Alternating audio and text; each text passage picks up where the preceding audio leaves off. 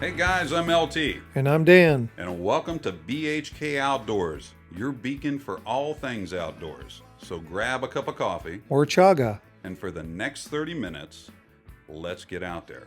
Hey, today's program is brought to you by Self Reliance Illustrated, teaching our youth and passing on the tribal knowledge. So go to selfrelianceillustrated.com where you can check out print copies and you can get an online version if you like to read it on your computer. It's available bi-monthly, so it comes out 6 times a year. It has a lot of information on backpacks, fire starting, primitive skills, even modern skills, most things self-reliant. So give it a look at selfrelianceillustrated.com. Well, guys, today we have a fantastic guest for you. She's a friend of Dan and mine. We've met her a few years ago on a camping trip of sorts. Her name is Payge McMahon. She is an adventure athlete, world traveler, and journalist. Right now, her base camp is in Nashville, Tennessee. So I would like to welcome to today's program, Payge McMahon. Hello, Payge. Hi, LT. Hi, Dan. How are you guys? We're fine. Good. How's everything down in Nashville? Things are great. Great to be home. I got back a week ago from Alaska, so I'm enjoying the warm weather we're having with the early summer just as we jump into spring. Oh, I know. It's been the same thing for us up here. I think it got to 80 degrees yesterday. We may even set some local records. So, yeah, it's been just fantastic up here. Well, Paige, we had an opportunity to meet up a couple years ago, and Paige and I had signed up for the same basic survival course down in North Carolina, so that's where we met. I believe you were the only woman in the group that day. Her backpack is heavier than mine, and she carried it quite well.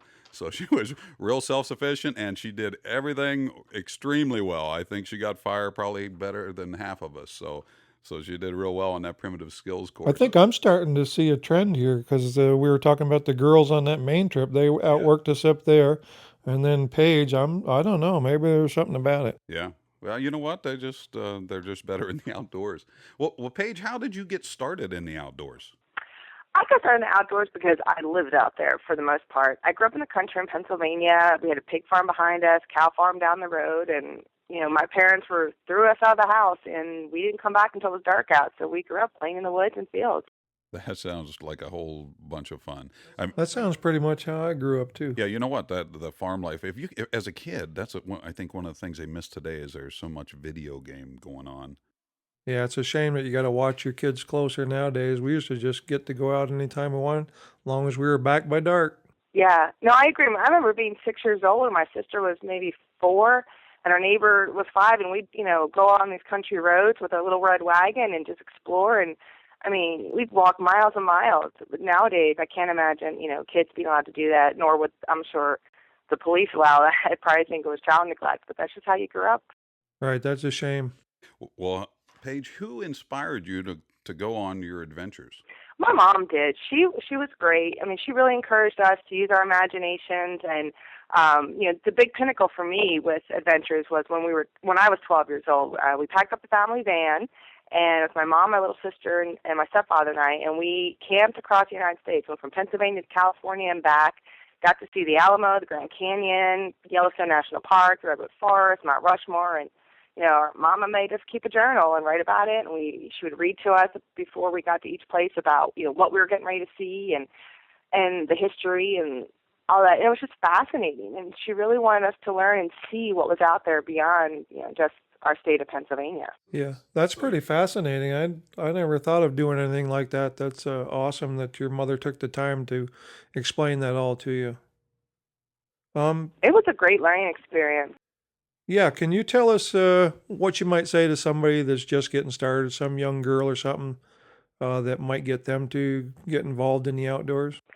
When I talk to kids, especially girls, I try to explain to them it is a lot of fun getting dirty and playing in the woods and learning about the different types of trees, the plants, learning how to build a shelter, just feeling the cool breeze and taking in the fresh air. It is just so rewarding, and it's just fun. I mean, I was never really a Barbie type of girl. I like to go and create and just see the trees and cross creeks and play in the waters, and it's fun, and it makes you feel alive. Yeah, that's pretty cool. Um, that's what I love about the outdoors is you really feel like you're a part of the world when you're out there. Yes, it's just being at one with nature. It's wonderful. Absolutely. Well, Paige, as a woman, a hiker and a backpacker, what do you think some of the challenges that you face that may be different for a guy just in general?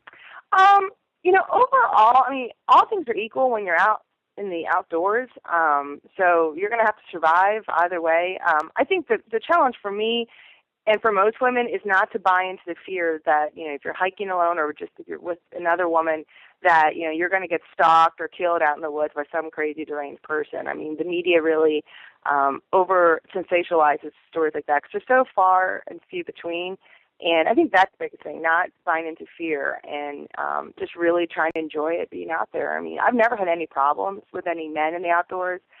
When it comes to actual, female issues, I mean, it's not that hard. You just deal with it like you do in, everyday life. So, Well, I hadn't given much thought to being, I guess, like you just said, I never thought about being attacked in the woods while you're hiking. I guess when we go out in the woods and we're backpacking, hiking, camping, we almost feel like we're in that safe, natural environment. I never would even and thought from like a woman's point of view that that was something that I would even had to give thought to. yeah, I mean, you read different stories as a female. I know, because, I mean, I do a lot of backpacking by myself, and technically you shouldn't go on long trails by yourself, but you just make sure you're prepared and you have backup plans of communication and people know where you are. But yeah, I mean, you always worry about, is there somebody following me? Is there somebody, out there? But it's honestly, I don't spend too much time thinking about that. I'm always aware of my surroundings, more so for the wildlife that's out there. I'm making sure I'm going in the right direction. I'm not really worried so much about some crazy person. But you do think about these things. Well, that's probably the most important thing is that you are aware of what your surroundings are. Yeah, it's key. You're listening, you're looking. I mean, not just, I mean, I look at tracks, I'm looking at the trees, I'm looking up the trees, down the hill, over hills, and listening, of course, is key. Yeah, I never thought I'd hear a girl say some of those things that I do, and I take it for granted. But Paige, can you tell me what you would say would be your greatest accomplishment in your life? I think overall, knowing that I can survive on my own in life and in the wilderness, for me, as a life lesson, when I got divorced when I was 31, it was the first time I'd actually lived on my own outside of my parents, roommates in college, and a husband.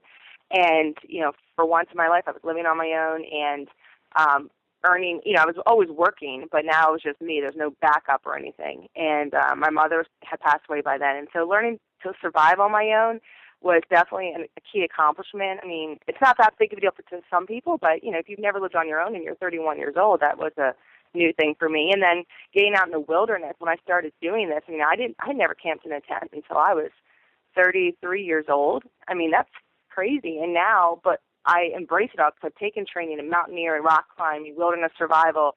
I've gotten out there, I've experienced things, and so I'm very confident in my skills. And I think my great accomplishment is being able to survive and being self-reliant in all aspects of life and wilderness. Right now, I would imagine that confidence comes from being out there and doing that, and it has eliminated a lot of the fears that you might have had. Absolutely. People fear what they don't know, and getting out there is the only way you're going to know it. So I would tell people, get out there, try it, experience it. You're going to feel so much more confident once you do.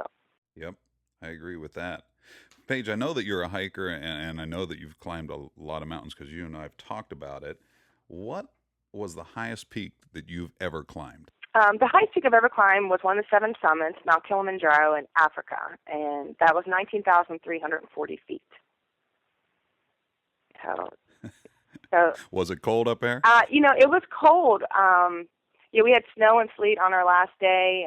You leave around midnight to summit, and it takes you about 7 hours to go 4 miles because you're going about another, 4,000 feet up. So it's amazing how slow that comes, especially when you can't really breathe. And they always equate trying to understand altitude and its effects on your body by trying to plug up your nose with tissues and then breathe through a straw and then go climb some stairs. And that's a simulation of what it's like. So, Oh my. yeah. And that's carrying a backpack and heavy clothes and all kinds of stuff, right? Yes. I mean, typically you're going to leave a lot of that stuff at base camp or at your high camp, and so you might be carrying 15 pounds on summit day. But normally heading up there, you're going to carry about 40 pounds plus. And it also depends, if you're doing technical climbing. But yeah, my summit day I was carrying 15. When I did Kalapatar, when I was just in the Himalayas this past fall in Nepal, the highest peak I climbed or point was 18,300 feet Kalapatar, which is higher than Everest Base Camp, which is where which I had also done the day before. Everest Base Camp's at 17,700 feet. But when I did Kalapatar, it was freezing. It was way colder than Kilimanjaro and way steeper that last push, and it was probably negative 10 degrees and very cold. Very nice. Okay, well, guys, we're going to be back in just a minute with some more outdoor adventure talk with Payge McMahon. So we'll be right back. Hey, guys, it's LT. And I'm Dan. And we're with Blind Horse Knives. Hey, Dan, what's your favorite knife? My favorite knife's a Woodsman Pro. Woodsman Pro. Yes. Well, why do you like that one? Because it's big enough to do wood chores and dressing game and things like that. Wow. So Woodsman Pro. Guys, the best place to check them out is blindhorseknives.com. That's the Woodsman Pro. Check it out on the Knives for Sale page at blindhorseknives.com. And welcome back, guys. We're here with Payge McMahon, adventure athlete today, and we've been talking to her about some of her experiences and how she got started in the outdoors. And we're going to talk to her a little about some of the mountains and stuff that she's climbed. Payge, one of the questions that I've heard you talk about it before. Can you tell the folks at home about the 14ers? The 14ers, there's a lot of people that call them like peak baggers, and in Colorado there's 54 14,000 and above peaks, and a lot of people like to have the goal to climb them. A lot of people like myself will go and train in Colorado to get the altitude practice if you're going over to the Himalayas or somewhere to go climb something higher than 14,000 feet. So I went there in the summer to train and did 7 14ers in 2.5 days. I was moving. And it was fun. It was a lot of fun. I never really got the whole, people who wanted to do all 54 of them. But once I did 7 in 2.5 days, now I'm like, So that might be a goal on my bucket list someday. So right now you've done 7 out of 54? Yes. Okay. Yeah, that does sound like an exciting adventure right there, just to have said that you've done that. Yeah. Well, in 2.5 days, too. That was a lot. So I was tired after that trip. Oh, I bet your legs were just absolutely just exhausted. I can't even imagine that. I've only ever gone about 5,400 feet with a pack. I can't even imagine, tripling that or whatever. It's crazy. Yeah, it's a good workout. Can you tell me how many miles you think you've hiked? Oh gosh, I've hiked well over 1,000 miles.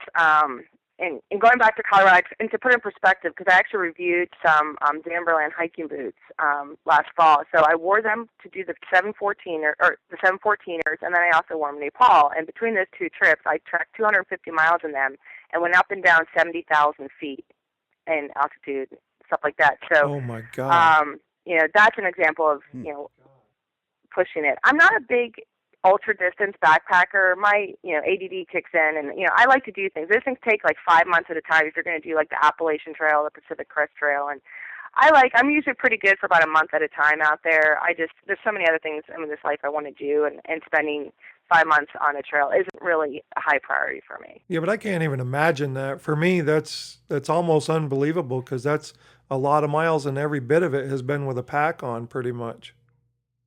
For you. Yeah, always. Wow. Well, what was one of, like, if you had to say this was my most exciting hiking trip, what would that be for you? I would say Africa. After Kilimanjaro, which was exciting and a huge accomplishment being able to do that, I trekked with the Maasai through the Rift Valley for a bit of time, and that was fascinating. Going with the tribe that's known in Africa. They're the big, tall African tribe Maasai that wear the red sashes, and we were trekking through the Rift Valley, starting at the Empakite Crater, and heading towards this volcano, which we were supposed to climb. And just about a day before we got there, we heard this huge eruption, and we were literally 2 miles from this volcano, and this thing just erupted. A huge black mushroom cloud came out, and 20 minutes later, it's raining down gravel and stones and ash, and you're having to, jump into your tent and duck cover, and you're placing bandanas around your face to filter the horrible air now because you smell the sulfur. And so that was kind of exciting. Never had a volcano erupt on me before, nor do I want to have that again, but it was got some cool pictures. Right. Now, I don't think a tent's going to help you with the rocks, is it? Yeah. Well, thankfully, because I kept saying to my guy, I'm like, do we need to start running? Like, is lava going to come out of this thing? And lava was coming up, but that particular type of volcano doesn't have as hot lava as you would have, like, Mount St. Helens type of thing. And so it cools too quickly, so we didn't have to worry about it coming at us, thankfully. Just having to deal with the air and just being able to breathe and not taking all the horrible particles. But it was a very... But still, just experiencing that, you probably had to go, oh my gosh, what am I getting into here? I'm so far from home. And yeah, I'm like, what the heck? Who has a volcano erupt on them on vacation? I mean, it was crazy. Right. So yeah, it was just, you just have to laugh at those type of experiences, and I'm glad I went through it. It's definitely not one I want to go through again, but it was exciting. I mean, you get to see a erupting volcano in their life. So. Well, I know, but that's a heck of a story to be able to tell somebody at all. Absolutely. So we know that you're out there quite a bit. How many different countries do you think you've been into? I have been to 26 countries on 5 continents. No kidding. Well, that's how many countries we've sold knives to. So that's pretty cool. And the sad thing is, ironically, I've never been to England or France. The normal places people will go if they go outside the country, usually. I'm more fascinated by other cultures that are very different from ours. And so I tend to go to a lot of third world countries. And I want to learn what the local tribes are doing and what the local people do to survive out in the wilderness and in everyday life. So that's why I go to places like Cambodia and Vietnam and Africa. So. Wow. That is a lot of traveling. I know at the beginning of the show you had mentioned that you had just recently got back from Alaska. What were you doing up in Alaska? Oh, gosh. I was working on a bunch of projects. I did a local TV show for Alaska HDTV covering the amazing Iditarod sled dog race. And then I was working with an amazing adventure travel company called Planet Earth Adventures and doing some marketing with them on their big tour that they had during that time. So, we got to go dog sledding and snowmobiling up in Talkeetna, Alaska, and then we went up to Fairbanks, got to see the pipeline, and went to Chena Hot Springs, and negative 15 degrees out, and I'm in a hot spring, enjoying the aurora borealis, and it was a really fun time. And I was blogging for Canada Goose because they sponsor some of the Iditarod mushers, and they sponsor me as well, so got to work with them. So you spent some time with the actual mushers and their dogs and all that? Mm-hmm. Yeah. Wow. So because I know it's got to be cold there, right? I mean, just like an amazing cold. I know it gets cold here, sometimes down to 0, a little colder, and we think it's cold, but I bet the difference in cold when you're in Alaska and you're out with dogs and the mushers and stuff. How do they stay warm and sleep? Well, they, of course, have acclimated to colder weather, more so than myself being in Tennessee. So, but no, I mean, they definitely, they wear down coats. When they're sleeping out on the trail, they're in their dog basket, which is in the sled. So they'll sleep in the sled in multiple layers and sleeping bags. When they are at checkpoints, because there's 24 different checkpoints along the Iditarod Trail that they have to stop in, usually they just stop in the sign, but sometimes they'll camp in those checkpoints, and they'll have like a checkpoint tent or a school gymnasium that they'll sleep in along the trail. But they're moving. They're not sleeping for more than maybe 2 hours a night, just because they have to take care of the dogs when they get in. It's sleep deprivation all the way through to win that thing. It's a race. So that's crazy. I can't even imagine going through anything like that. One of the things. Oh God, no. I have no desire. Yeah, that's absolutely way out there. I would think you'd try that. Why not? You've done all these other things. I'll go dog sledding, but not for 1,000 miles across tundra and negative 50-degree weather. Well, what if you had the right sponsors, though? You'd probably at least try, wouldn't you? I would, but the thought of, I can barely handle myself, let alone 16 dogs on top of that and having to feed them and, put ointment on their paws. I could probably do it. It'd be a fun challenge, to be honest. It would be a lot of work. Okay. Well, hey guys, we're going to be back in just a minute, and we're going to talk to Paige a little bit more. But first, we're going to take a commercial break. We'll be right back. Hey guys, this is Dan from Blind Horse Knives.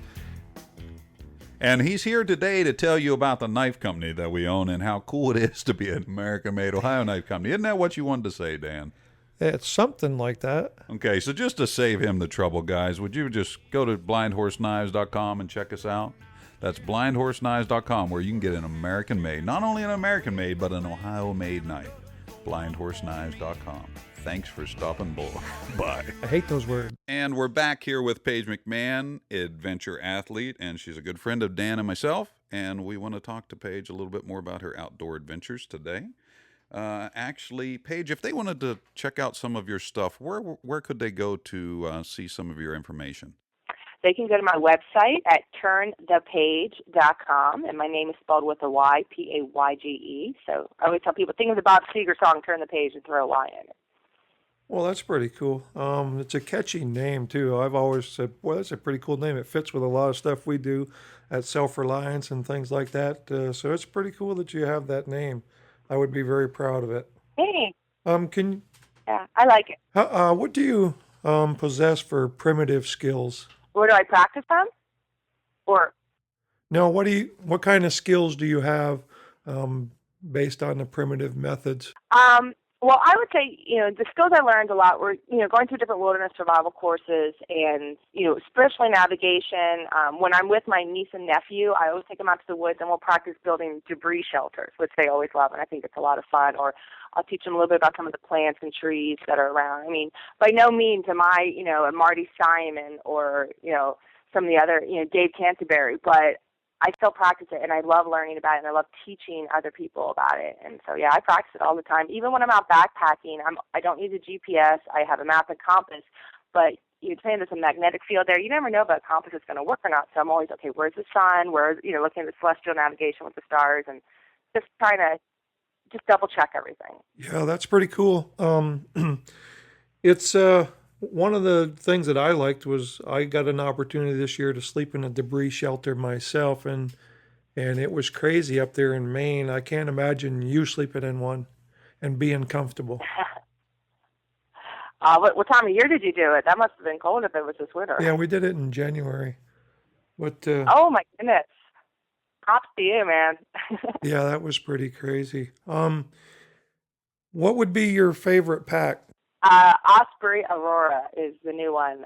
I'm a sponsored athlete by Osprey backpacks, and I love them. They're very functional. They're durable. They're comfortable the way they fit, and they just sent me this Aurora recently, and I started just breaking it in. I'll be using it when I go to Montana this summer. Well, if I was like a person starting out and getting a backpack, what would you suggest for a carry weight and maybe like the quote essentials that no matter what happens, this is what you take?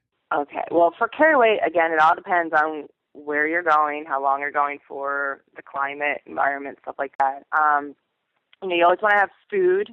Always have some food in there. You want to have a sleeping bag, a sleeping pad to sleep on, to help with the ground temperature, things like that, and keeping you dry. Always have a whistle. A poncho, I'm a big fan of because it covers you and your pack, and a tent if you have it. I'm actually converting to hammock. I'm kind of getting into that now. Trek Light has converted me on that. So, very good. So a hammock or a sleep we call it a tent. Most people aren't comfortable. A lot of women are not quite comfortable sleeping out cowboy style, out in the open, and we'd like to tend to have something over us, or enclosed. So if you're a female, find a lightweight tent. Yeah, you should see me in a hammock. I make that thing look good. Do you have a pink one, Dan? I don't have a pink one, but I've been upside down many times in one, and it's fun just to see me get in and out of it. I got to laugh myself. I can't tell you how many. I wish the first time he swung in a hammock and I was there, I wish I would have had the video because it was different. First, he's sitting on the ground, and then finally you get it hung up tight enough, and he's spinning like a top, and it was fantastic. But at that time, I didn't have the ability for video, but boy, I sure do got a good memory. Yeah, absolutely. And so, Paige, you Nice. were talking earlier about your pack and how much it weighed, and it seemed to me like you had changed the weight depending on what you were doing. What's the normal thing that you carry on your pack, and how much does it weigh? I mean, as far as weight. If I'm going, usually my treks are 7 to 10 days long, without any resupply, so no food resupply. So you got to carry all your food. So that's really what's going to weigh you down, because my food's going to be about 1.5 to 2 pounds a day. That's what I use. So there's 20 pounds just in food if you're going out for 10 days. My base weight, if you take out food and just the base, is usually about 15 pounds. So, and again, also if it's going to be colder out, heavier clothes, I try to stick with down type of things and soft shell coats. So, for example, when I did the John Muir Trail, my pack was 45 pounds because I was going out there for at least 10 days and I had backup. So, Well, that's pretty cool. Yeah, because I always kind of wondered where I was at with the weight. Oh, hers is probably lighter than yours, and she can probably carry more weight than you do anyway. Oh, I'm sure of it. I've been outclassed by a woman before, and I'm not afraid to admit trekking it. poles help. Paige, do you carry a knife in the woods? Absolutely, I do. My favorite knife is a BHK Little Muck with the Kydex sheath. Love that thing. It's my favorite. Very cool. Yeah. In fact, Very cool. I just thought of you guys the other day. I finally saw that movie 127 Hours, where that guy had to cut off his arm because he got stuck in that boulder. Yeah. Remember that one? Well, he was talking about all he had was a multi-tool on him, and it was dull at that. And he says in the movie, never, lesson learned, never buy a multi-tool and take it out with you, especially a cheap one. He said, always have a knife on you. Because he had to hack at his arm with a dull knife. I was like, I thought of BHK. I can't even imagine that. That right there just gives me the willies. Ain't no way. I don't know if I could ever do that. So Yeah. we were talking about your pack. What would be some of the foods that you'd carry in your pack that you could prepare easily? Mountain House, anything freeze-dried, anything, that I can just boil water, throw in. I like to have a hot meal at the end of the day. Snacks, granola bars. I love Pop-Tarts. I mean, they crumble easily, but that's my weird. I only eat Pop-Tarts when I'm out backpacking, but I love them. And peanut butter and jelly. I wrap it up, peanut butter and jelly in a tortilla. Oh, wow. I never did that one. That's usually what I'm craving when I climb out. So, Paige, I know that you have an upcoming book. Could you tell us a little bit about that? Mm-hmm. Well, I'm finishing up 2 books right now, but the one that I'm hoping to have out a pre-release by June is it's a short stories about the crazy adventures I've had around the world and lessons learned. So anything from cycling Southeast Asia to climbing, Kilimanjaro in Africa to my guy getting bit by an anaconda in the Amazon. So it goes all around the world. And just things I've learned as I've progressed with my skill set and learning how to pack better and things to expect. And so just things to help people who are getting started, and hopefully they don't have to go through some of the things that I did. Is it available now? Can someone get your book? Not yet. It should be available by June, and they can find it through my website, and I will hopefully have an audio version of it to download by June as well. Okay. Sadly, we're starting to run out a little bit of time. We'd love to have you back as a guest. We have a couple questions that we'd like to ask you real quick if we could, and we'll give you a few seconds to answer them. Dan, you want to? Yeah, I want you to do this kind of quickly. What's your favorite color? Electric blue. Are you married? No. What's your favorite food? Pop-Tart. Who's better looking, Dan or LT? Well, LT, but Dan is very dashing. Well, did I he like pay tall. you I to like say tall that? men. No offense, Dan. 6'2" and Oh, above. come.